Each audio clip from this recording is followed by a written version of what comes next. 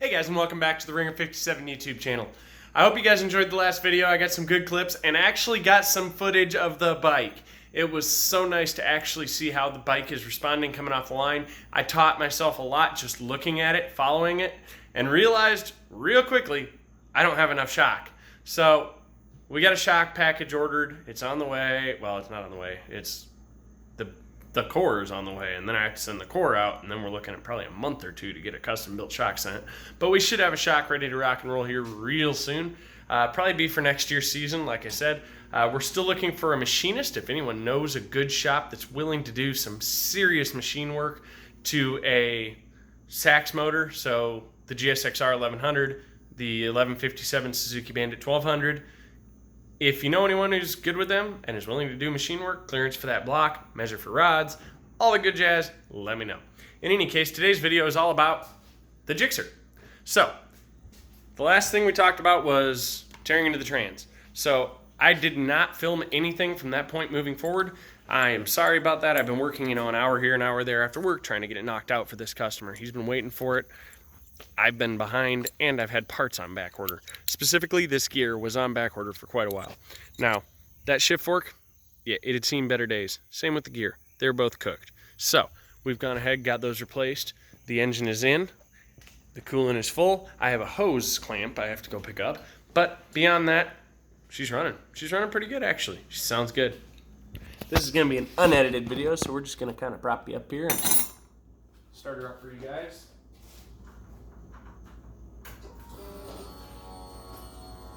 It just did that well in here. That's not good. So many safety switches that don't exist anymore.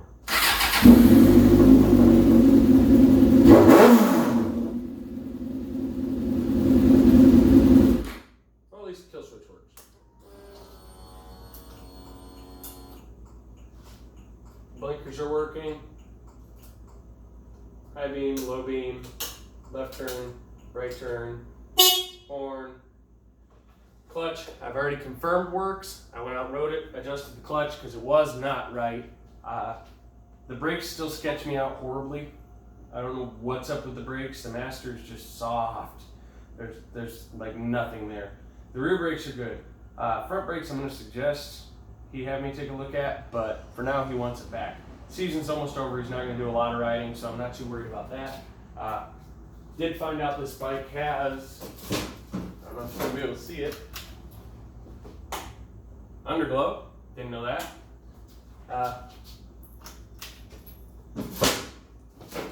Beyond that, there's really not much to go over, guys. We need to replace that hose clamp right here because the worm gear stripped out. Obviously, cheap Chinese EOs do that. We won't even need to drain the coolant to do that. I'll just unscrew it, take it off, slip a new one on. Then we can bleed the cooling system again because it's obviously got an air in it. I never got over 189 the entire time I was out.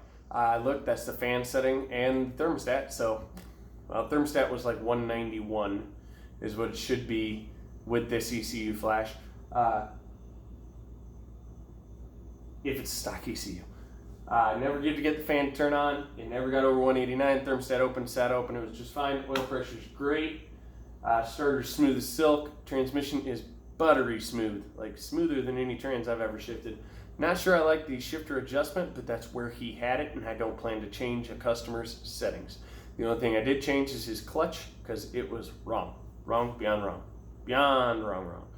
So, I got his clutch adjusted up a little better. He's going to have to get used to that, but he was eating his clutch up if he freaking kept riding it. That adjusted up as tight as it was. So the next step, I'm going to replace the hose clamp, get the fairings back on, and this will be delivered to the customer tomorrow. So I hope you like the series on this, guys. I really should have done a series on how to install the engine back in, but that was impossible to film.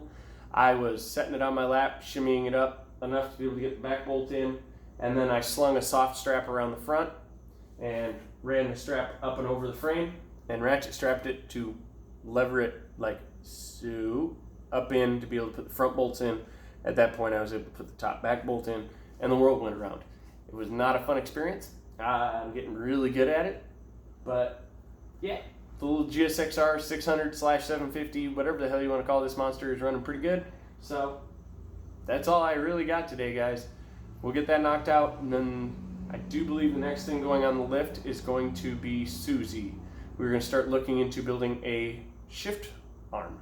We're going to eliminate the multi-point linkage that is all sloppy and nasty, and we're also going to eliminate both of the pegs. We're going to start designing some sort of cardboard bracket to set the pegs back where I'll be comfortable towing myself into the line and still have jockey position instead of Superman. So I got weight forward and I don't get thrown back every time it tries to launch. Okay, that should sit me a little more proper angled. But yeah, Susie did spectacular. I got a screenshot I'm gonna throw at the end of this. It's from one of the videos that was used to make the last video. She is squatting beyond squatting. That's a problem. Squat is good. You want all the squat you can get to a point. Hope you enjoyed the video, guys. Thanks for watching. Have a beautiful day.